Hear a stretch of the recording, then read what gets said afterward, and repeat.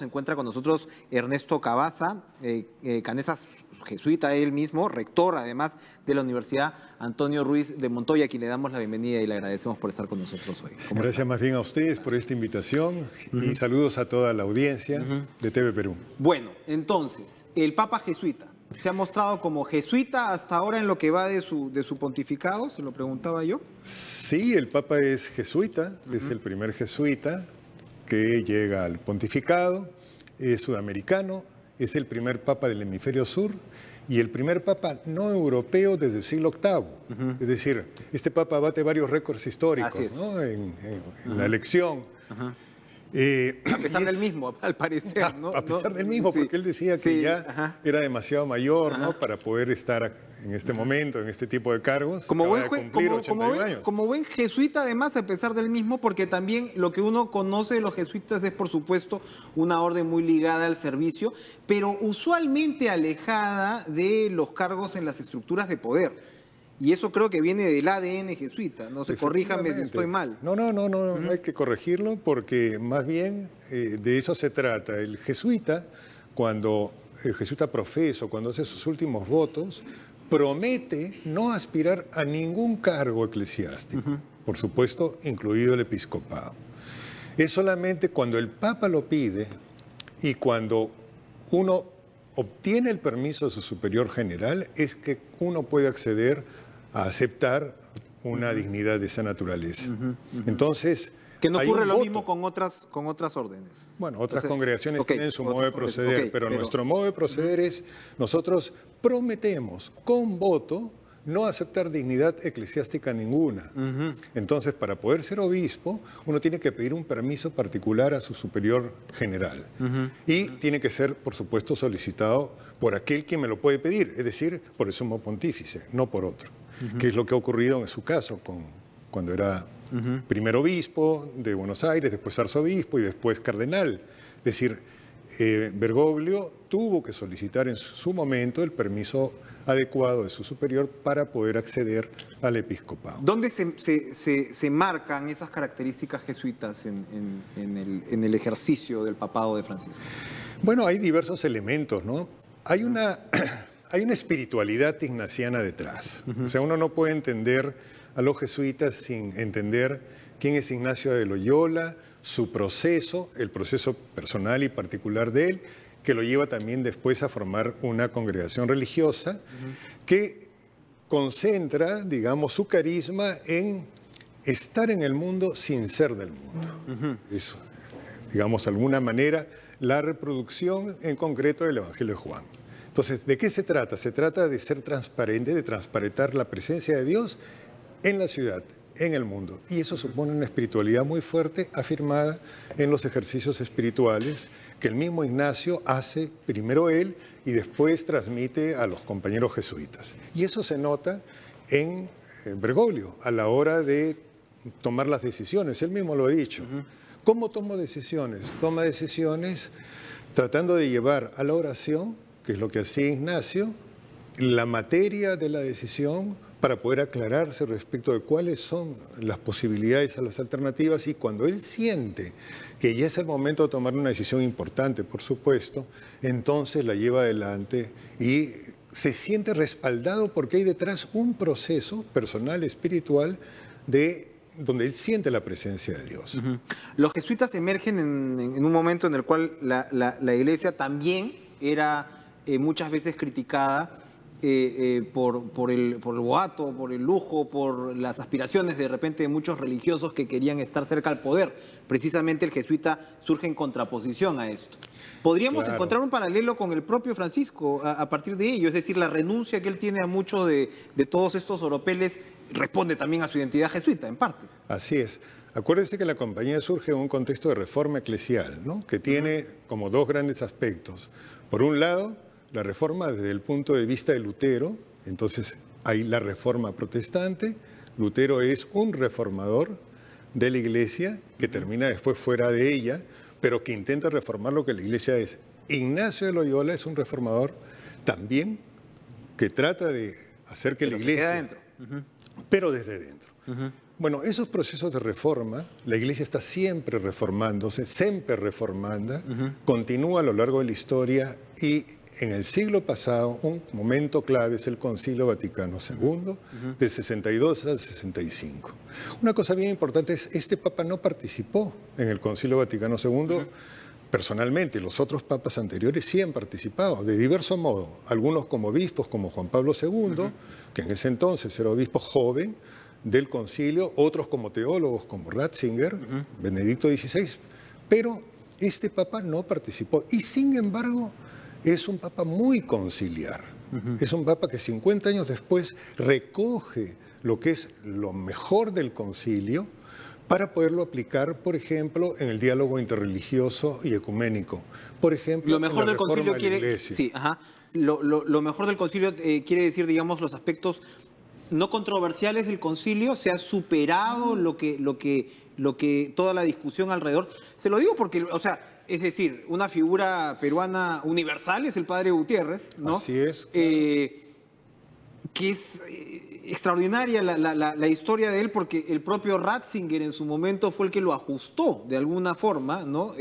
Pero luego también lo recibió, como ha sido en el caso del Papa Francisco.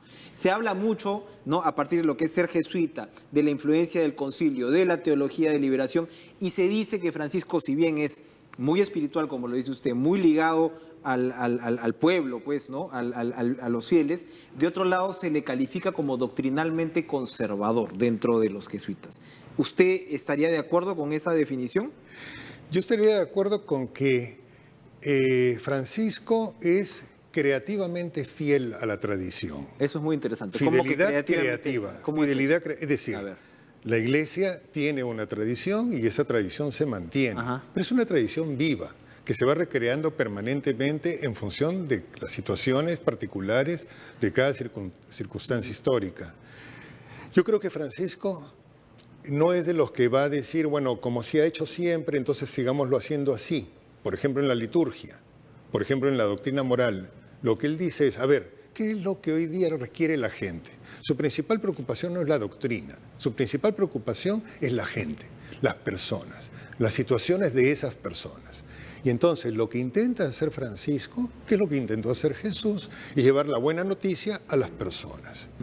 Y desde ahí se lee entonces lo que es la doctrina, lo que es la tradición, desde la situación de las personas. Por eso, por ejemplo, la gran importancia que Francisco da al discernimiento. El discernimiento era una palabrita que había quedado un poco dejada de lado, profundamente tradicional. El discernimiento es paulino, después es de Ignacio. Discernir significa que hay que... Y suena a una antítesis de dogma también, ¿no?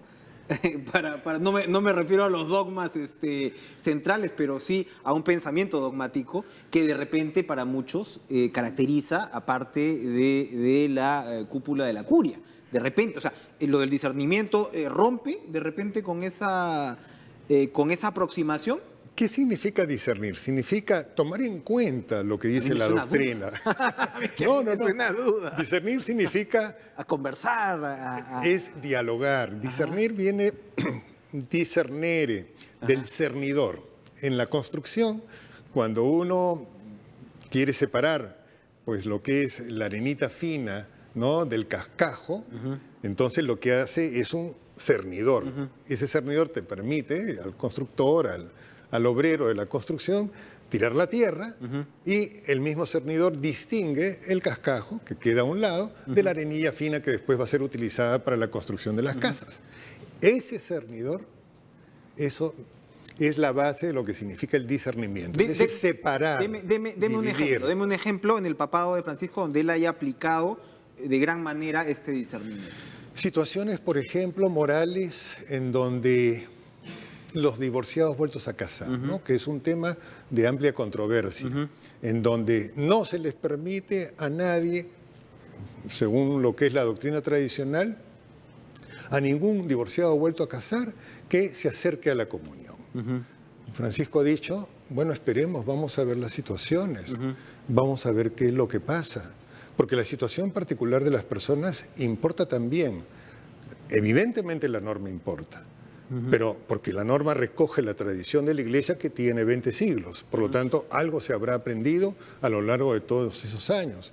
Y es importante recoger esa experiencia para poderla aplicar. Pero uno no la puede aplicar indiscriminadamente a cualquier situación, siendo así que las situaciones son tremendamente diversificadas. Su aproximación hacia el homosexual creyente, por ejemplo, ¿tiene que ver también con el discernimiento? Por supuesto, claro que sí.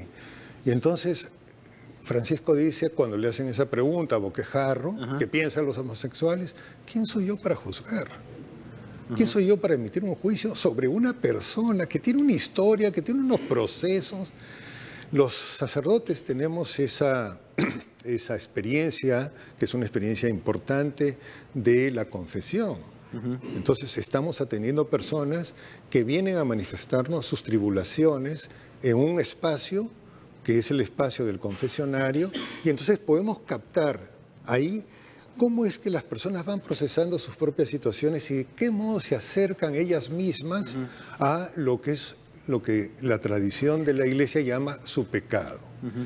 Es muy importante para el sacerdote no aplicar la norma diciendo el canon tal del derecho canónico dice tal cosa, sino primero captar cómo está la persona, cómo se acerca, cómo esa persona ve su propia situación y en función de eso ayudarla a crecer, a ella, que ella tome las decisiones para que en su crecimiento moral ella pueda dar un paso adelante. Pero es ella, esa persona, desde su libertad, la que tiene que ir procediendo. Entonces no se puede aplicar una norma rajatabla sea quien fuere, sino hay que ver, y ahí está la importancia de Amoris Laetitia, del Papa, decir, disciernan. Nos está dando más trabajo, porque es mucho más fácil decir, a ver qué dice el derecho canónico y lo aplico. No, aquí de lo que se trata es, tome usted en cuenta el derecho canónico, tome usted en cuenta la doctrina moral, pero tome usted en cuenta la situación concreta de las personas. Eso es un espacio hoy teológico. Es muy importante. Muy interesante. Bueno, ahí hay espiritualidad ignaciana, ¿ve? Eso es propio de la espiritualidad ignaciana. El discernir las situaciones que no son replicables unas de las otras, porque Dios llama a cada persona originalmente. Perfecto. Bueno, y para terminar rápidamente, ¿hay algún espacio con los jesuitas del Papa aquí? Por supuesto, los jesuitas muy reconocidos, además, por la sociedad peruana, mucho en el terreno académico, la misma Ruiz de Montoya, la católica. No es ningún secreto, no es ningún misterio, pues que ha sido un campo de batalla la católica eclesiástico con la posición del cardenal Cipriani, y eso parece ya haberse zanjado. Entonces, me imagino que ese terreno está desbrozado. ¿Cuál va a ser el encuentro del Papa con los jesuitas en el Perú? Bueno, la verdad es que tenemos una gran suerte, no lo esperábamos. El Papa decidió tener un encuentro con nosotros en la iglesia de San Pedro, ¿no? Nuestra iglesia tradicional desde la época de la colonia. Va a ser regresando él de Puerto Maldonado el día viernes. Ha querido juntarse con nosotros, seremos unos 100 en la sacristía preciosísima, ¿no? De San Pedro. Entonces el Papa estará ahí sentado, ahí bajo el cuadro de la coronación de la Virgen, del hermano Viti, y estaremos nosotros en torno a él, a lo largo de toda la sacristía. El padre provincial, el superior provincial, le dirigirá unas palabras de bienvenida y después esperamos las palabras del mismo Papa a nosotros por unos 20, 25 minutos más o menos. Entonces nos saludará, se retirará a la nunciatura. ¿Quién fuera mosca en la pared, padre Ernesto Cavazza, para escuchar las conversaciones que van a haber seguramente en los pasillos esa tarde? Gracias por estar con nosotros. No, por supuesto. Ernesto Cavazza, rector de la Universidad Antonio Ruiz de Montoya. Muy interesante poder también abordar la visita del Papa desde lo que es finalmente la esencia de su espiritualidad y de donde él corresponde, que en este caso pues es la orden jesuita. Gracias otra vez por acompañarnos esta mañana.